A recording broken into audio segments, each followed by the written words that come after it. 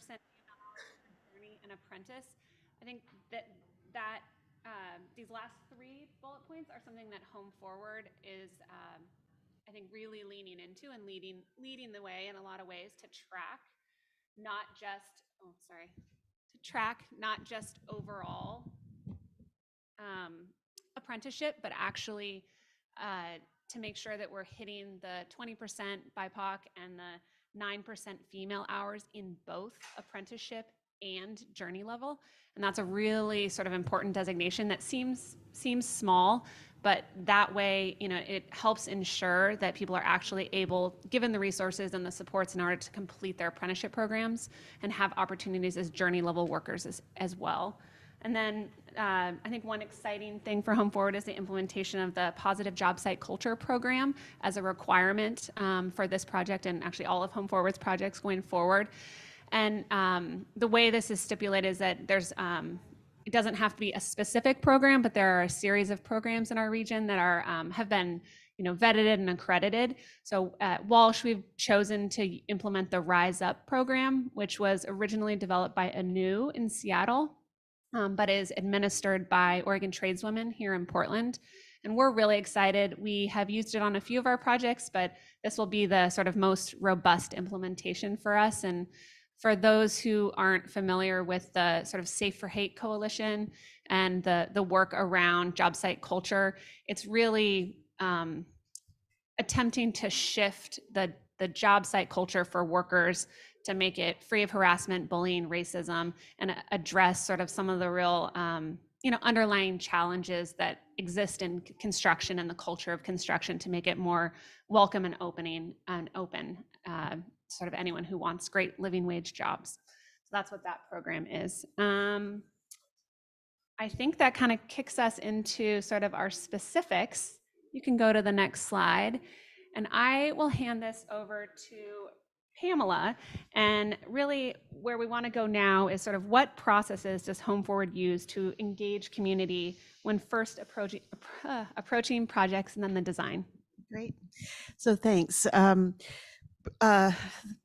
Prior to COVID, so this would have been back in February of 2020, we were actually very fortunate to have planned our first resident kickoff meeting for the design team. Lever had just been selected as our lead architect, and we really wanted to involve residents as early as possible in kind of helping us to set the goals for the design. And so we were able to convene. We served a lovely dinner. We had folks actually kind of brainstorming together. Chandra did a wonderful job of getting people excited and involved in the discussion. And you'll see later in Chandra's slides that really, they came up with the initial goals, design goals.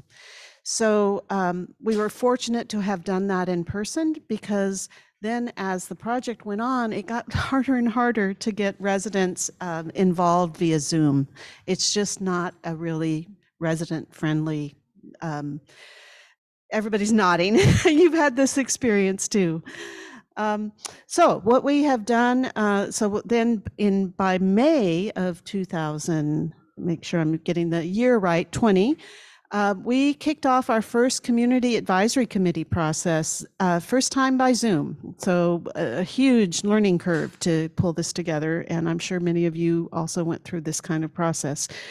Our goals for bringing a community advisory committee together is to truly listen to residents, neighbors, and community service providers and advocates so that we hear them and we hear what are their biggest concerns as well.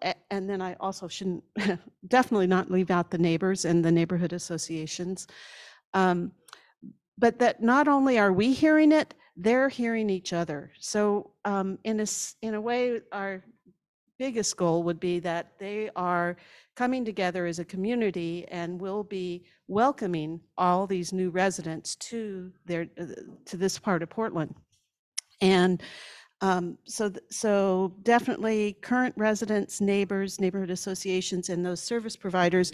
For example, we made sure that we were very conscious of recruiting residents that were representative of diverse races, ages, and also physical ability. And I actually want to honor one of our residents that served on the CAC that's sitting here today, Stephen Aker. Would you raise your hand? He's here to keep me honest. And we also then, when we were doing outreach to the surrounding neighbors around this property, there are many single-family homes, and we made sure that we were recruiting a diverse representation from those homeowners as well. And then the service providers, for example, we had folks from NEA, Hacienda CDC, Legal Aid, and Head Start. So there are a lot of folks that were coming together to meet for over 10 weeks, or excuse me, 10 months via Zoom. Finally, in September of 2021, we transitioned to quarterly meetings, and our second quarterly meeting was actually held in person. I think next slide, please.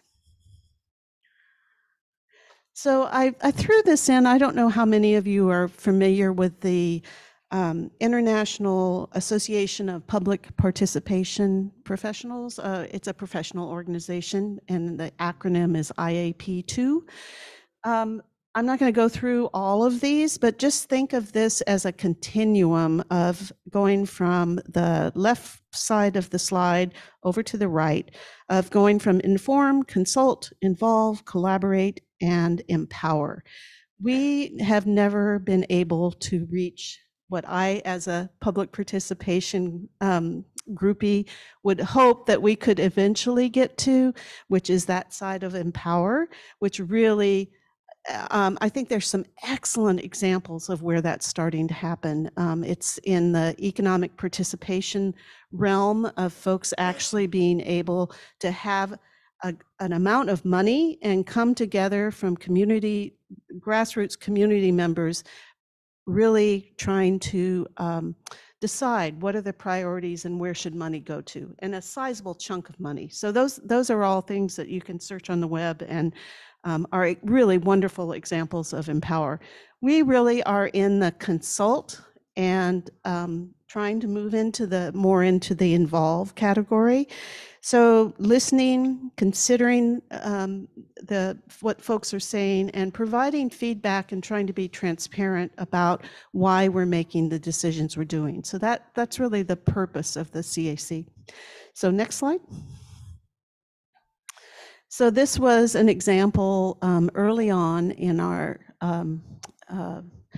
CAC process of some of the goals of what we were trying to talk about with the CAC members. So definitely increasing the density, of course, with I think any neighborhood is going to have concerns about just the impacts on neighborhood streets, and just a lot more people than have been in their neighborhood in the past. And then really also looking at design that fits in the neighborhood, and that's something that Chandra's team did an excellent job of trying to work with the existing property and make it fit.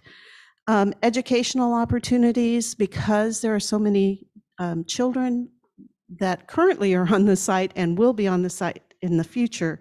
We really wanted to try to support as much as possible whatever we could do to provide educational opportunities throughout the operational time of the property. And then economic participation, that's some of the work that the construction crew is now working on. And overall, wanting to make sure that we were advancing racial equity. We were very fortunate to have a very strong facilitator that really brought home, if you think of the time that all of this was happening, the murder of George Floyd was very much on everybody's mind. Our facilitator was Dr. Holt, and many of you may have met him through the North-Northeast preference policy. He did just such an amazing job of bringing people together and having them discuss what was going on in their hearts at the time, as well as all of these lofty goals that we were talking about. So I think that was the end of mine. Yeah, just one question that came to my mind before we go on to the design. You mentioned COVID, and obviously the importance of participation is huge. I would imagine that everyone in this room often struggles with, how best to incentivize and really respect people's participation and understand some of the barriers that can prevent folks from being able to participate. So what kind of things did you guys do? Well, definitely all of our CAC members received a stipend for their participation, because often the rest of the folks had some kind of vested interest in the process, and or were paid, staff members to be there. So we had that. And then for some focus groups that we also conducted, we actually, this was probably 6 or 7 months into COVID. We felt comfortable providing a meal on site where our staff actually served the meal, and then folks took it back to their home, and then the meeting started. So the focus groups started. So that was another way that we had tried to get some excitement about coming to a meeting. It's never a fun thing.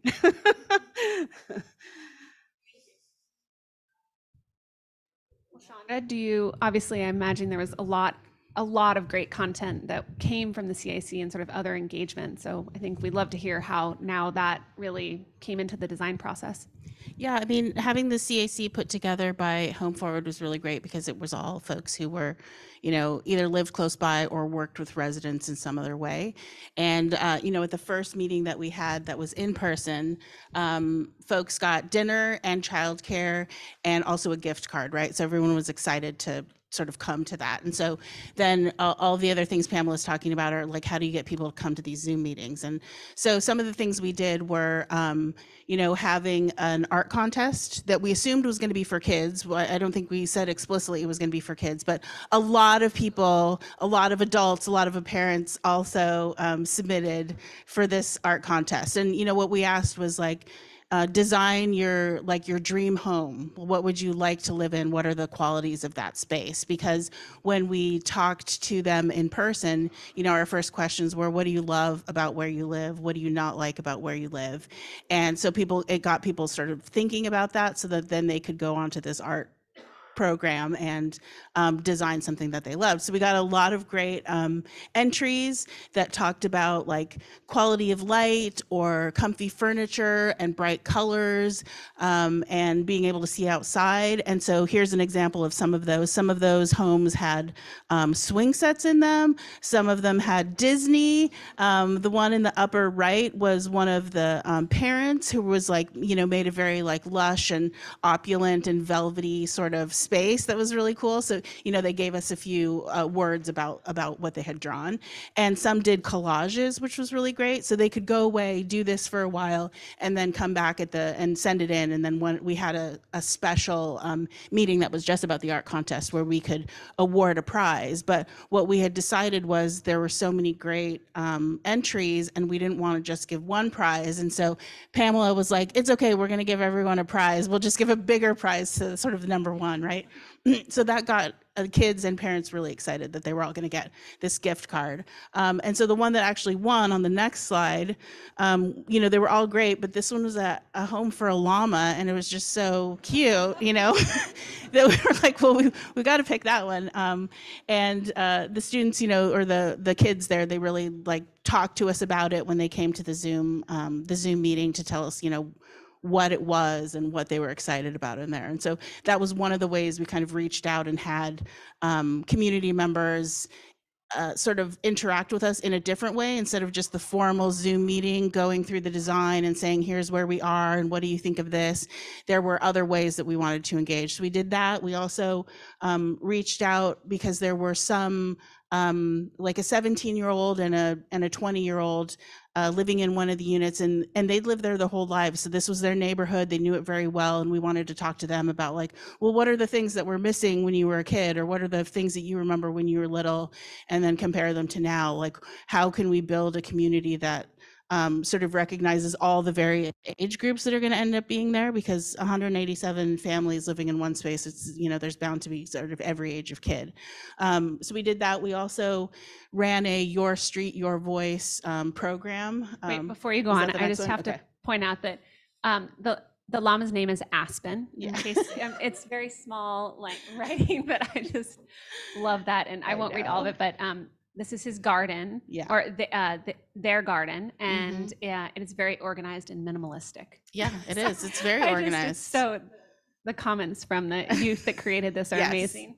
Yeah, when they told us about it, we sort of like, you know, translated it into there, because a lot of times it was either they told us in the meeting or they had written it all out, right? But in like big crazy crayon letters, and so it had to kind of fit in there. No, that's great. I know, because you're looking right at it. I do. I love it. It's great. So yeah, if you go to the next slide. So this slide is from that first meeting, and asking residents what they liked and didn't like about their spaces, right? They didn't like that you could hear toilets flushing in every part from any other, the walls were very thin. They were, like Pamela said, they were in disrepair because they were very old. And even though Home Forward would come in and fix things periodically, it just, they really couldn't be fixed anymore. They really liked their neighbors. They thought they knew everyone and people were nice and would watch out for each other's kids. They really liked their outdoor space, like I said. So we kind of took all of that in all of these engagement opportunities that we had, asking them what it is that sort of makes something feel homey. And if you go to the next slide, we started to create a series of design principles based on that feedback. What were the things that people were looking for or wanting? And those design principles included both things that Home Forward had put forward and said these are important, and then things that the residents put forward and said this is what we want. So thinking about innovative affordability and healthy home, those were really things that came from Home Forward, wanting to make sure that we were making really high quality homes for people, and that they were going to be sustainable, and that we were sort of using current building technologies to do this, right? The new stuff, like I said, the mass timber. And then what was important for the residents was thinking about the landscape, because the landscape was such a big part of the original Dekum Court that they wanted to make sure they had sort of spaces to be in outside, shared and private, and then also places to create community, because what they were concerned about was, hey, it's 40 families who know one another, and now there's going to be another 147 families who we don't know. So how can we maintain the community that we have, and how can we create spaces that allow us to be in community with everyone else and get to know them? Because it is a lot. It's a lot more families. And so that's kind of what we do, is sort of take what people are telling us, what they think is important. We make a list of kind of those things that we'd like to do. And then in those CAC meetings, we would start with that every time and say, do these still feel like they're the right principles? Are these still the top things that are important? Is there something you'd like to change now that we're farther along in the process? And we kind of think of those as always, like, those are always changeable. They're kind of always in a draft. Until we're like in CDs, right? There are things we can change. Next slide. I'm not sure what the next one is. Oh yeah. And then I think are you going to start here? Yeah, I think so. That's really about this project, and I think how the design and where we landed on what we were going to build as a team. One thing about engagement on Dekum, I think that was so exciting, was that it went even farther beyond just the residents, just the sort of immediate neighborhood, especially because of the location of Dekum, and as Pamela mentioned, sort of the rich history of that neighborhood. There was a lot of ripe opportunity to involve a larger Portland audience in the engagement, and definitely young people, given its sort of proximity to educational spaces. So I think Chandra and Laura are going to talk about their partnership with Empower Her and Your Street, Your Voice, and using Dekum. So I worked with Chandra on this project. We've been working on this project for a long time, and Chandra had a relationship with the organization Your Street, Your Voice. And when an opportunity with the offshoot from Your Street, Your Voice, Empower Her came up, Chandra reached out to Afton and I to participate. And the program is about taking women and non-binary, women identifying people, and engaging them in the built environment. And traditionally, that had been in architecture and design, and this cohort was all about construction. So they had spent their cohort talking about a community healing garden. Again, this was after George Floyd and everything. And it was, sorry, to go back, it's women of color specifically. And so the community healing garden was about a space where these women could come together and just heal and kind of reflect on everything that's been going on in their community. And they also had designed garden beds to grow herbs to kind of help in their healing process and their healing journey.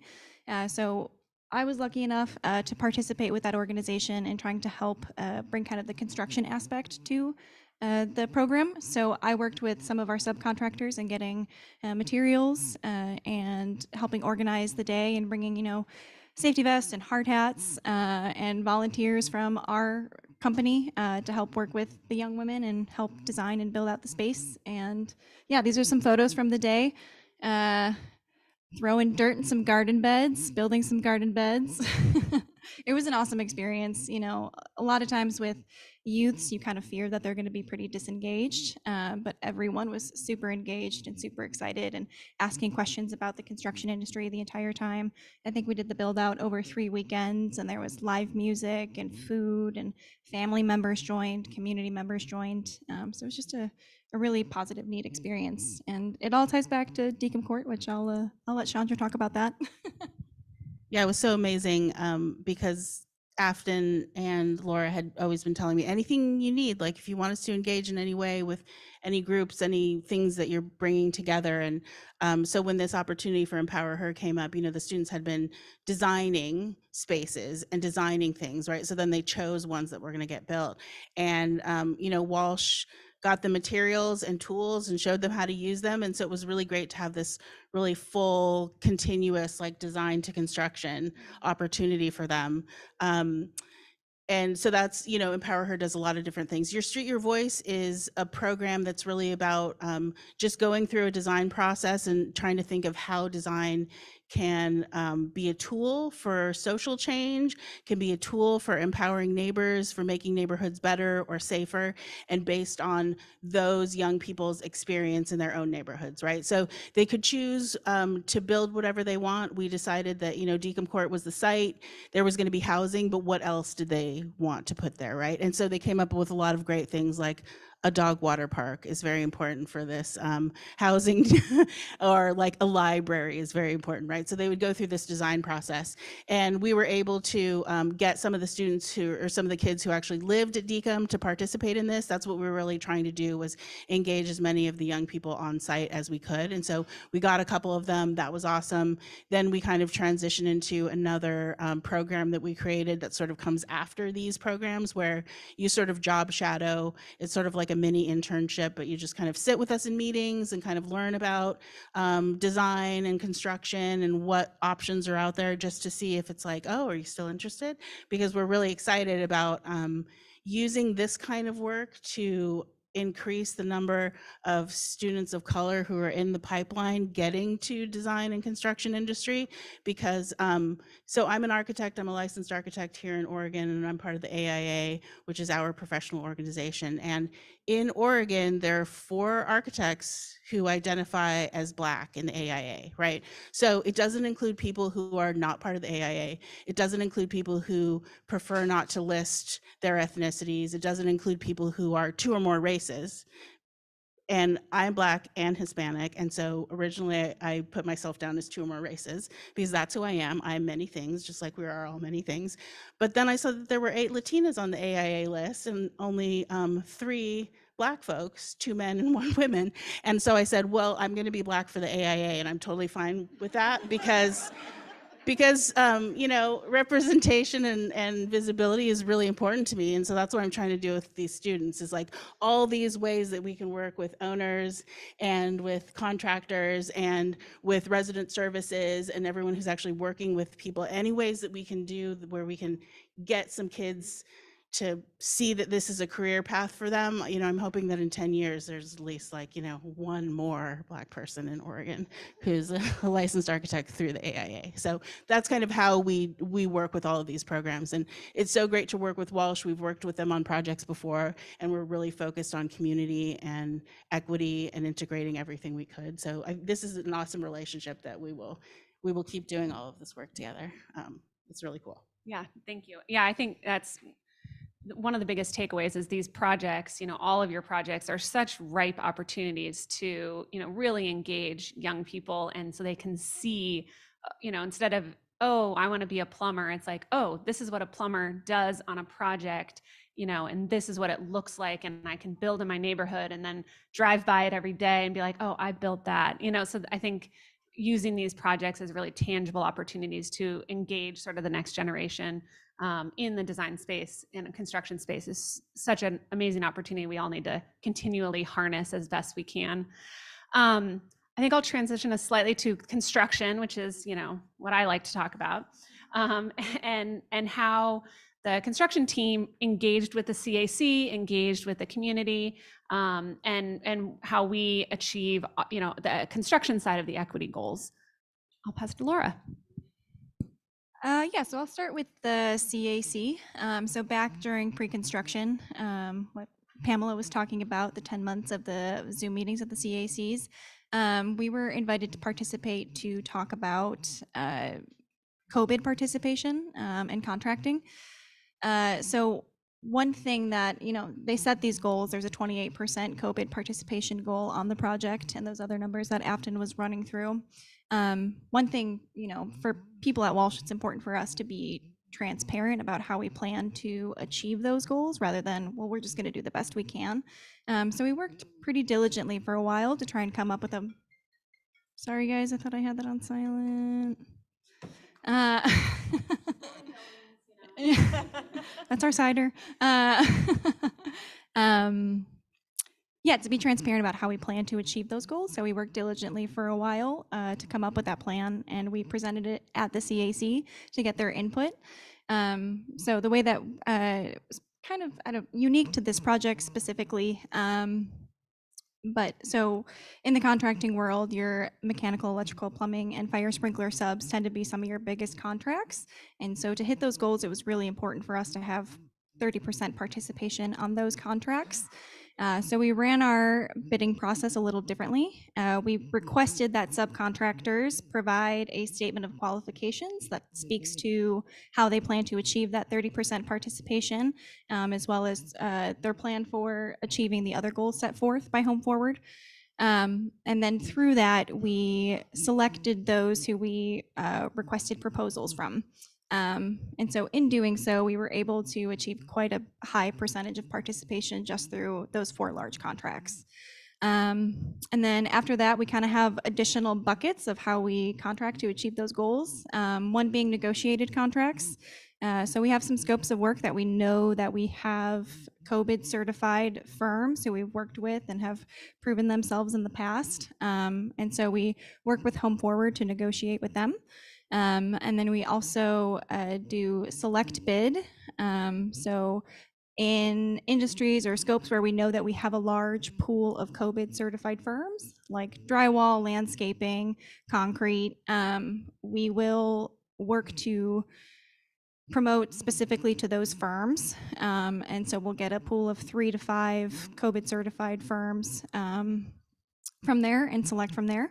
And then it moves on to low bid, and we evaluate those subcontractors just based on their participation, as well as their ability to perform work of a like size.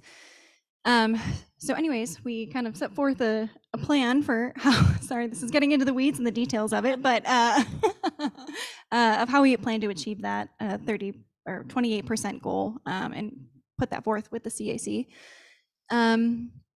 Also, the pre-apprenticeship fair. So Afton and I were lucky enough to participate in some pre-apprenticeship fairs with Home Forward in the past. So there was a pre-apprenticeship fair last fall, I believe, that was targeted specifically to people in the neighborhood. So we joined, and it's an opportunity for us to reach out to people in the neighborhood, tell them about trades, tell them about a lot of our self-performing work that we have at Walsh.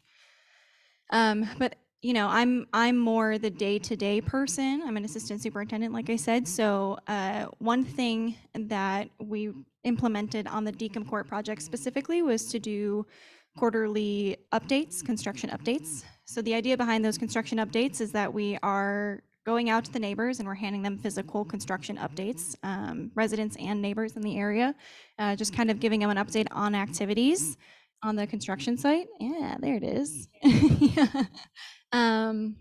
And the idea was that it would also, we would work with our subcontractors on site to have them promote any job opportunities.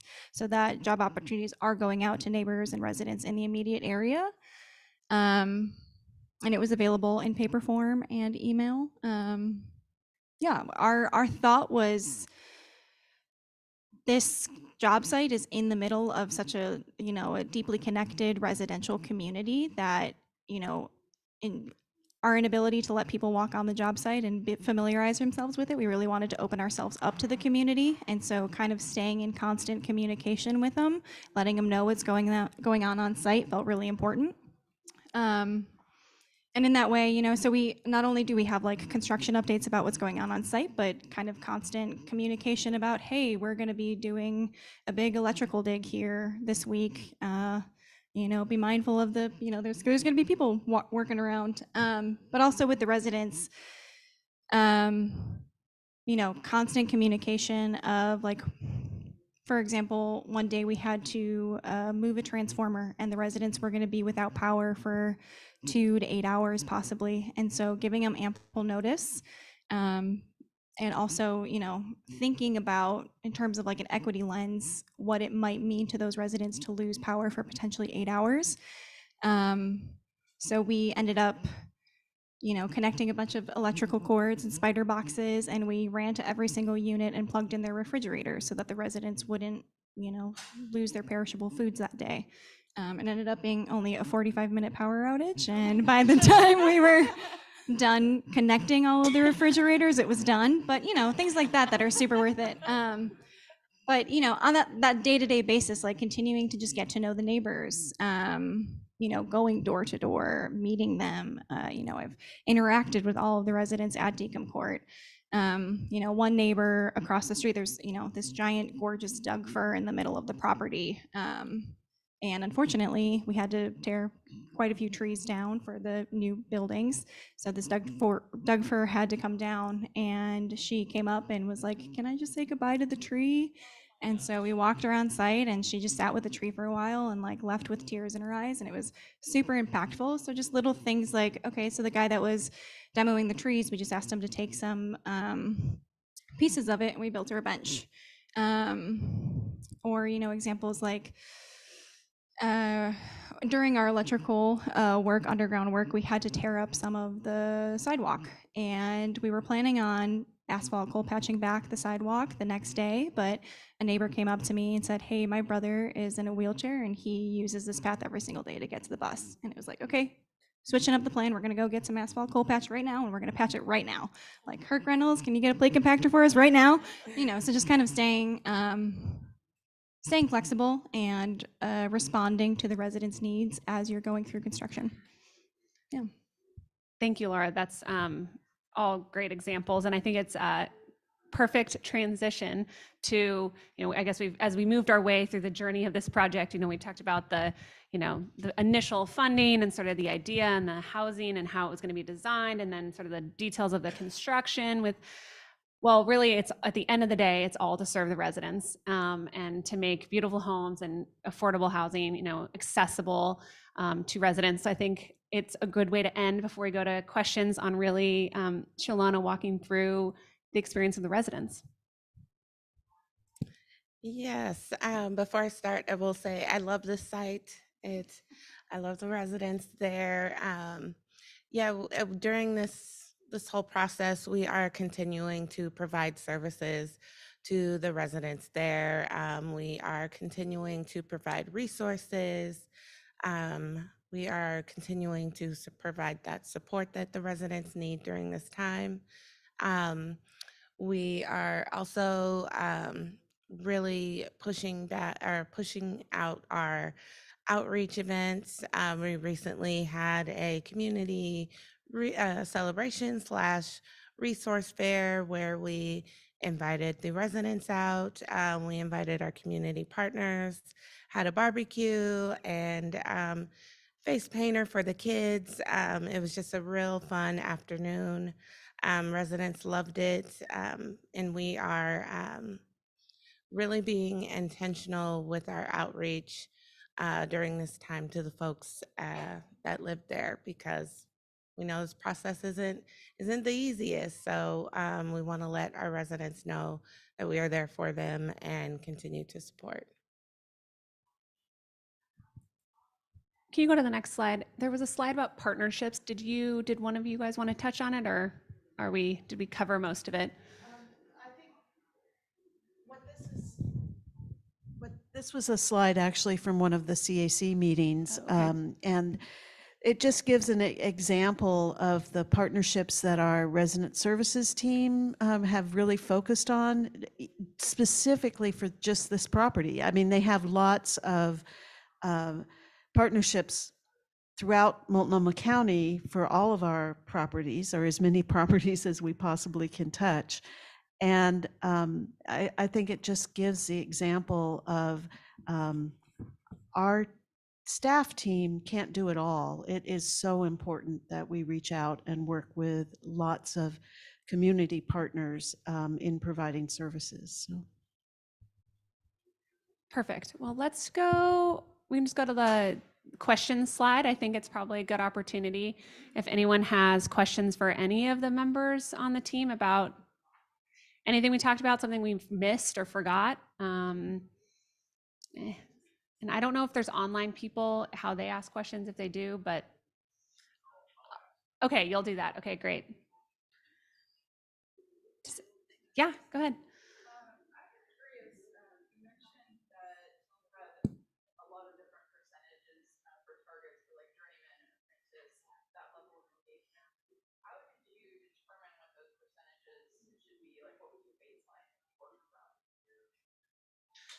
So the baseline for the percentages is based on Portland Housing Bureau due to some of the funding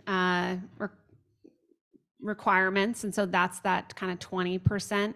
But I know that Home Forward has conducted a lot of listening sessions. You know, they've met with lots of either contractors, industry partners, pre-apprenticeship, just a lot of folks that are, you know, working diligently to advance participation throughout construction.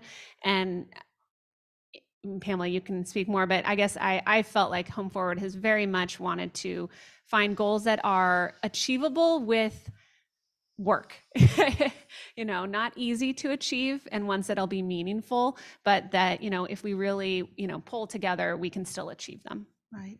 And just to add, I think there's been an effort by our contracting team and our director of development to really focus on what are the real outcomes. Hiring someone as a laborer and they're just pushing a broom around the site, that isn't a true career path. And so really trying to monitor how folks move from apprenticeship into journeyman level or journey level, that's the kind of the new key that we're trying to get at, because we've heard so many folks, especially women that have come through the programs that often have been some of our residents, that tell us, you know, it just didn't work. There was so much harassment on site. There was, you know, I just couldn't see myself in this career. So trying to get at some of the work with local partners that are really trying to make that difference. And Afton mentioned a few of those. So Yes. Could you talk a little more in detail about how you envision over time that resident involvement continuing and how you're going to keep folks engaged and you know, the ongoing resident committee, how, what do you think? Do you want to do that one? Yeah, we are really pushing our outreach. We have a new coordinator there who's super excited about connecting with residents. So I think, just really pushing our outreach events and pushing our resources, connecting with our partners. Really draws our residents in and supporting them through this process as well. It's super tough. Yeah. I might just add that resident engagement throughout our agency is a huge topic for our new executive director. We're so excited that we have some new leadership that's just bringing a lot of energy and really a focus on our new strategic plan, which is rolling out over the next few months, and how we really involve residents more in their, make sure that they have agency in our agency, that we are truly involving them in ways that we haven't always been successful in the past, especially at the policy level, as well as day-to-day how they communicate with management at their property. So your example of perhaps quarterly resident meetings throughout at all of our properties, those are ideas that certainly, I'm looking at Stephen again because he also serves on our resident advisory committee for the agency, and those kinds of things that both our affordable properties, affordable housing portfolio, as well as our former public housing properties haven't always happened. And they seem like they're just a baseline for making sure that residents feel like they can be heard. So. Actually have something to add to that. So, being the contractor and being on site every single day, you're getting to know the residents pretty well. And I think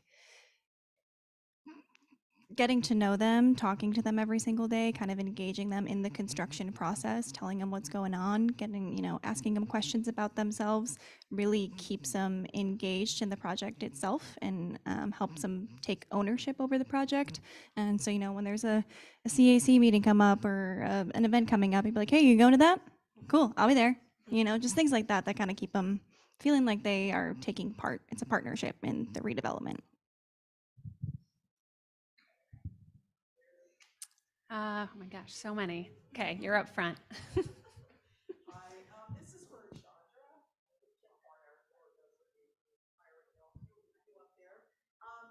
As a female, as a biracial person, what areas do you find to be the most challenging in this industry as a female, as a biracial, on the Black side and on the Latinx side?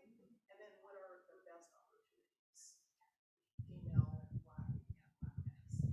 Well, I think that the biggest challenge is visibility, is letting people know that there are many women and people of color, not only in architecture, but in construction. And, we've worked with Walsh before on another project where, we had like every person on the management team was a woman or a woman of color, and it was really awesome.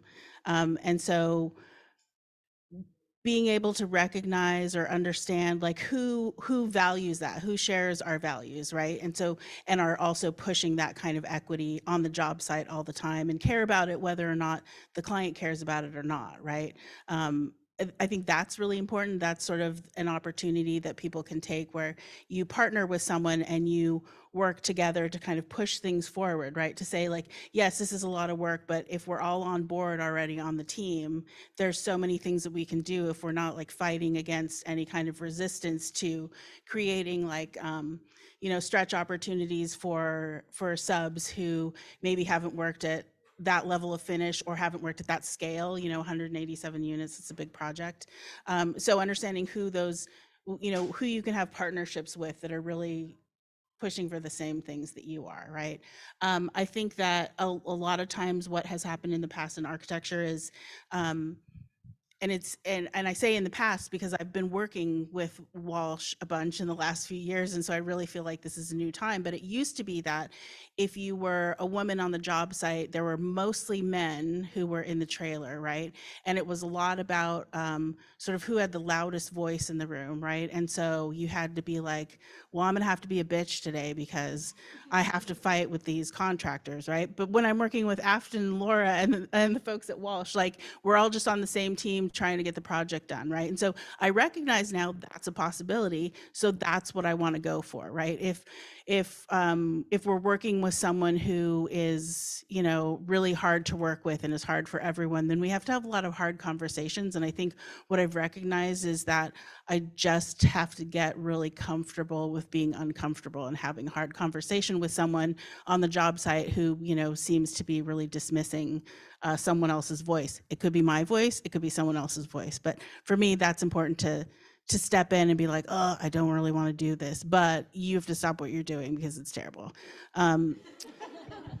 I think that the opportunities for me, that's really why I like to do what I do now, which is by engaging with lots of programs who are already doing amazing work and just saying, hi, look, I'm here too, to give students that view and say like, oh yes, anyone is in design and construction, right? If I want to build, I can build. If I want to design, I can design. If I want to like draw a lot of lines as a mechanical engineer and, you can do all the things, right? So I don't know if I really answered that completely, but I think there's a lot of things that I'm doing now that I didn't do before. And that's because I've had great experiences on job sites now that I have something to compare it to. And it's always like I said, if there's 4 people who identify as Black in the AIA, there's 0.2% of Black women who are licensed architects. And we recently started a NOMA chapter here in Portland, NOMA PDX, which is the National Organization of Minority Architects. And that's a great group because it was originally started as a group of Black architects, but where we live, we have a lot of different ethnicities. And so we're everything. We're Hawaiian and we're Asian and we're Black and we're everything, right? So that's NOMA here. And it's a great way to connect with people and to say, here's what's going on in my world, what's going on in your world, and just providing support. And honestly, just seeing a lot of faces together who are all sort of having at least some of the same experience is really empowering. And I think it helps other people to be able to push back on things that are happening in the industry. So yeah, thanks. Go ahead, and then I'll do you next.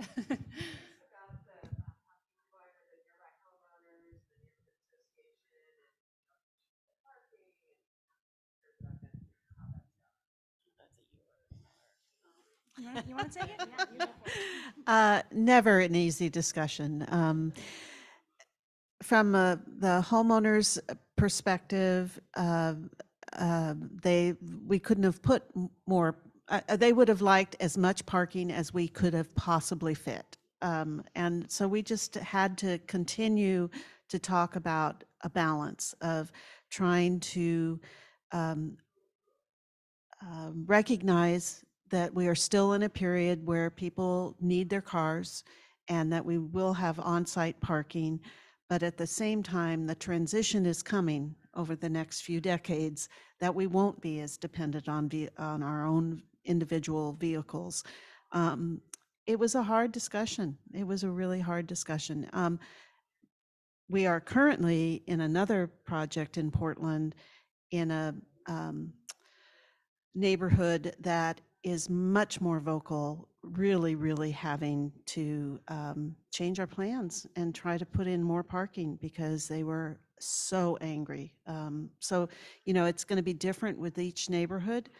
The neighborhood association for Concordia was actually their land use committee, and their full neighborhood board was really supportive of what we were doing. So I think that was an easier discussion. Chandra, why don't you also, the parking was definitely an Yeah, it wasn't like everyone was talking about parking, but there were a couple of neighbors who were really concerned about it.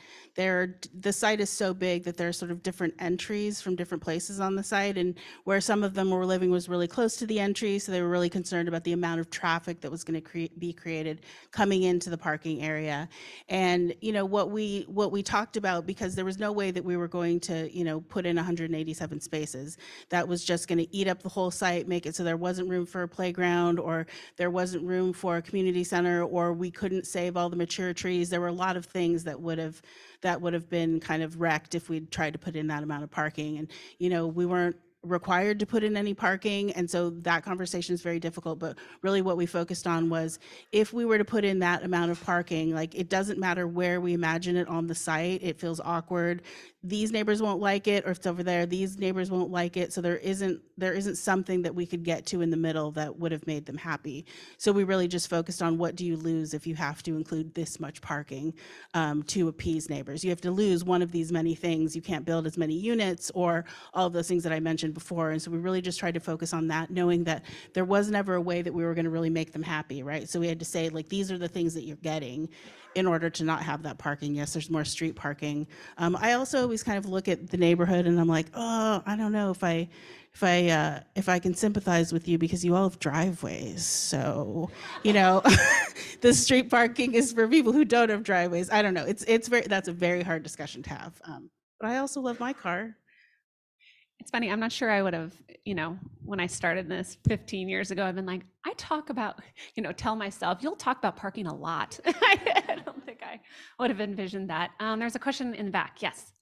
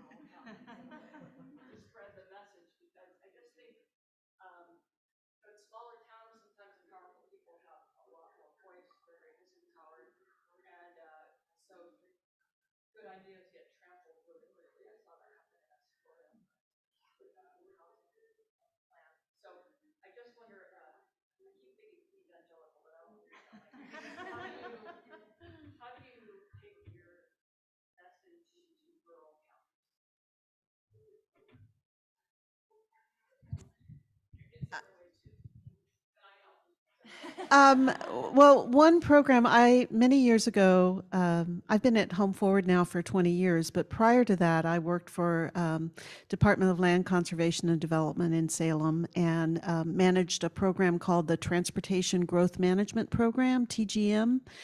And that program has consultants that use the term, or used to use, I don't know what they're using today, but the term smart growth. But all of these principles of trying to make walkable, livable neighborhoods are in kind of in that vein. And the TGM program has consultants that go out and do kind of a community processes.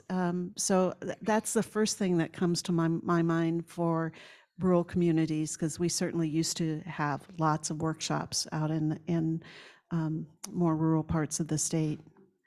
I think there's an opportunity with construction as well, that, construction, it might only be a year or two, but there's ongoing maintenance. There's lots of things around the operation of some of these projects that are fuel jobs. They fuel investment in small businesses. Construction is a really, really unique industry in that it's mostly made up of small businesses.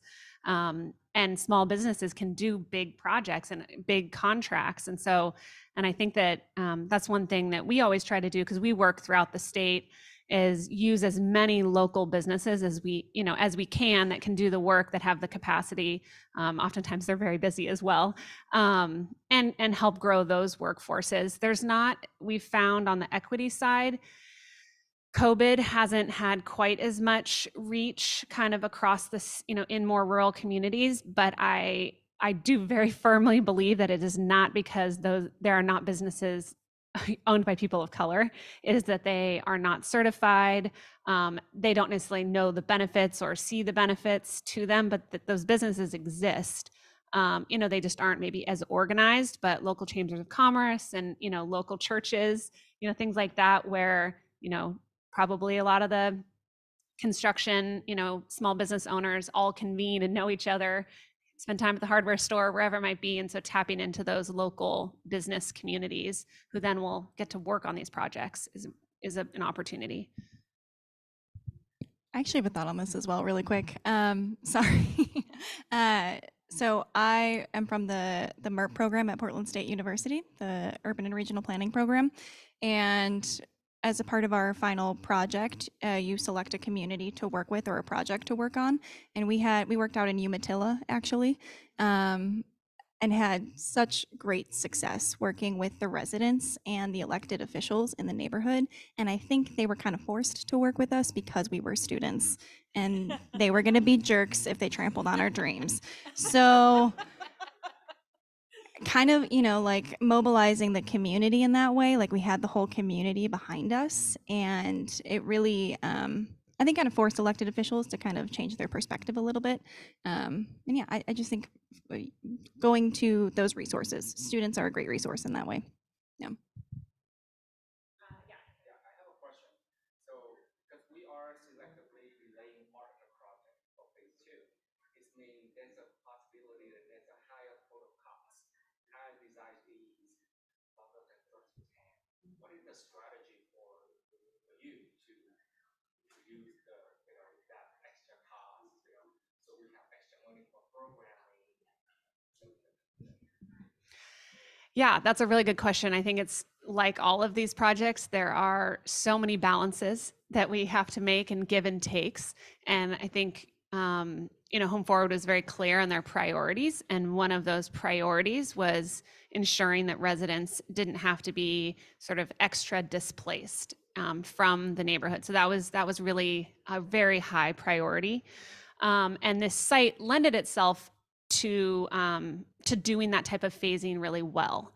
I think sometimes, we have hard conversations where we say, yes, we can do that, but that's going to add a lot of cost. In this case, it was just given the type of site, in order to isolate the existing units was relatively easy.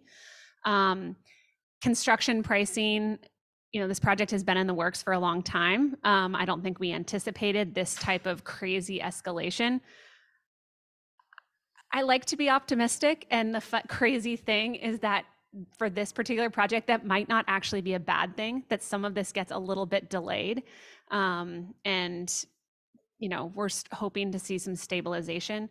It also is a great opportunity for small businesses. I think that's one thing that we are very excited about, that we have actually, I think, 2 subs that are taking. This will be the first phase, is a much smaller phase, and this is a big leap for them. Like we have a new cider as an example. And what's great is it's a smaller chunk that they get to kind of test out. We get to know them. And then if they're successful, we can carry them on to the next phase. So because of that, when things are broken up a little bit, it does allow more opportunity for smaller companies to participate. I think those are kind of the big benefits. I'll just add, for any of you that are wearing financial hats or finance managers, our finance team has said never again. The lenders involved in in this whole package were really, really leery of this 2-phase project.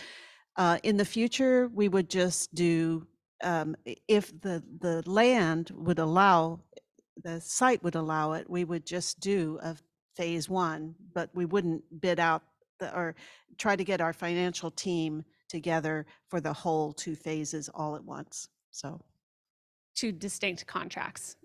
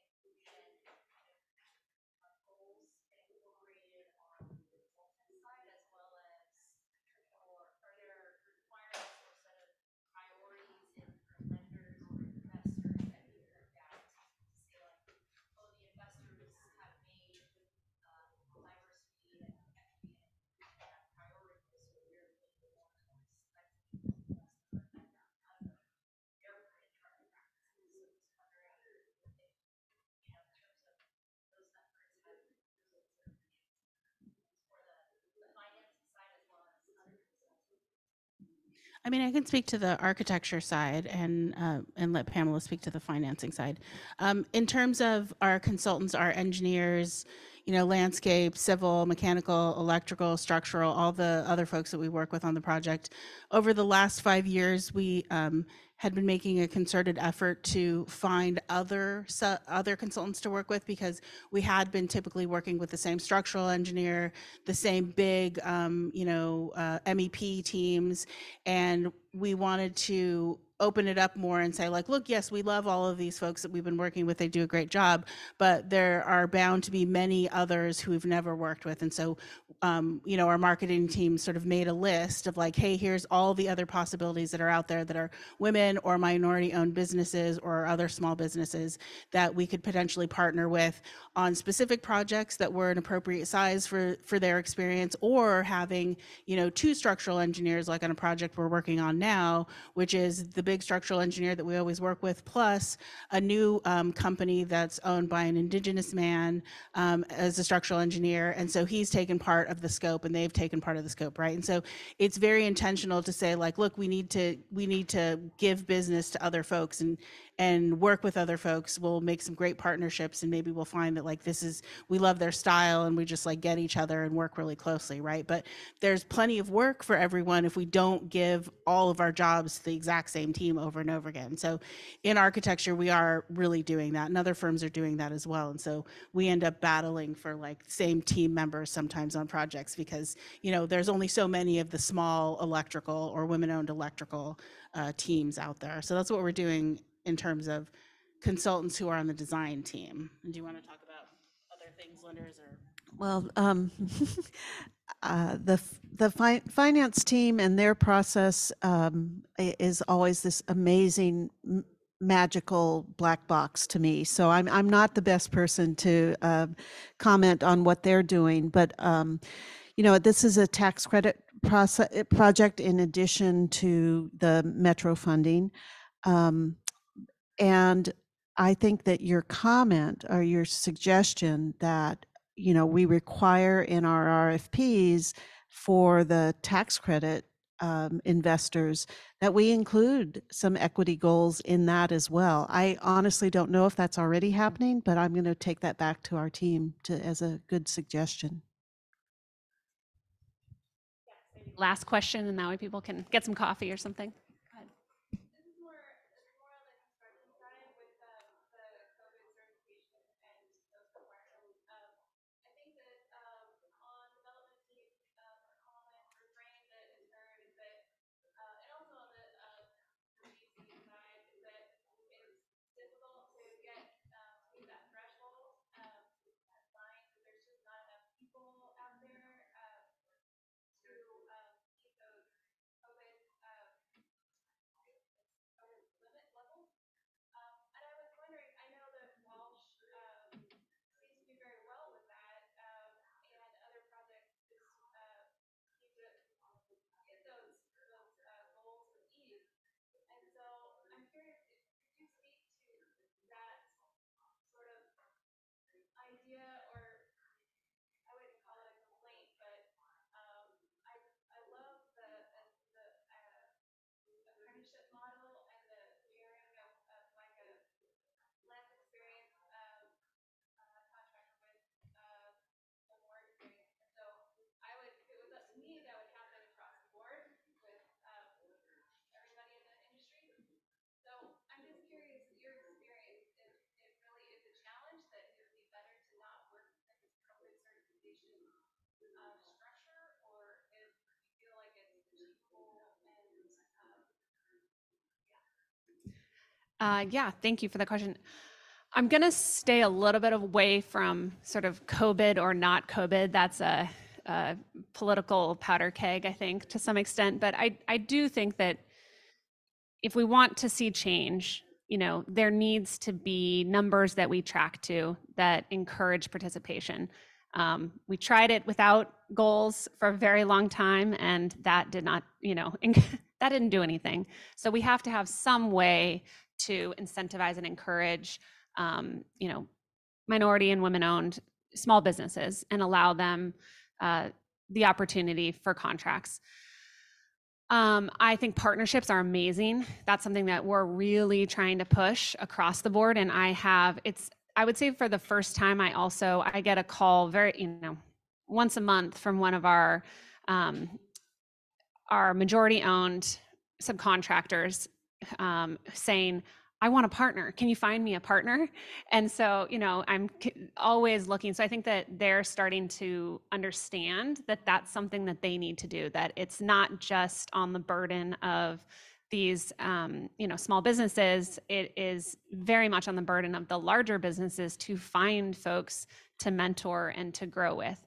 And it doesn't have to be a competition thing. We have our partnership with O'Neill Construction that we do a lot of projects as O'Neill Walsh Community Builders, and that's a great partnership. And there's some clients that, just hire O'Neill, and sometimes they just hire us, but we do a lot together, and that's great, and that's important. I think one way that we've been really successful, and I would look as you're selecting contractors, is folks that I think that really it's part of their values as well, because you have to mentor a lot of these contractors and have to understand, I think, where they're coming from and help them to succeed, especially if they're growing or taking on bigger projects. I feel like there's lots of examples of firms that fail because contractors give them these huge scopes of work. And it's like, did you sit down and have a conversation with them and really talk through? So we don't ever sign contracts with folks without really making sure that they understand the scope and the expectations. We're on the same page, because if we just throw them a contract, and they sign it and they're not used to reading contracts, and then, oh, you didn't know that was, 4 coats of paint instead of 3 coats of paint, and then just stick it to them, but we never actually had that conversation. Like, no one is going to succeed there, and they're going to fail. So I think we do a lot of work to ensure that our subcontractors succeed. And because of that, a lot of people, we go to a lot of meetings like the PBDGs and the NAMACs, and I hear other subcontractors saying, oh, definitely get a job with Walsh. Like, they'll make sure, they'll really work with you to help you be successful. And there are other contractors that definitely do that as well. I just think that's an important piece, is working in partnership with your subcontractors, not adversarial. Afton, can I ask you a favor? Would you remind me and maybe any of the folks, what is COBID? COBID is the state office that registers contractors as either minority, women, service disabled veteran, or emerging small business are the 4 current designations. And right now it's the only state sort of agency that sort of you have to submit a bunch of paperwork, and there's sort of checks and balances to ensure that there isn't fraud involved with sort of those certifications. It, like anything, there are good challenges and opportunities. I'm just someone who is very mindful of acronyms. Certification Office for Business Inclusion and Diversity. Thank you. I knew I was going to butcher it. Well, thank you so much, everyone, for listening to us, and thank you to the panel for all of your time and your wonderful insights and all your hard work. So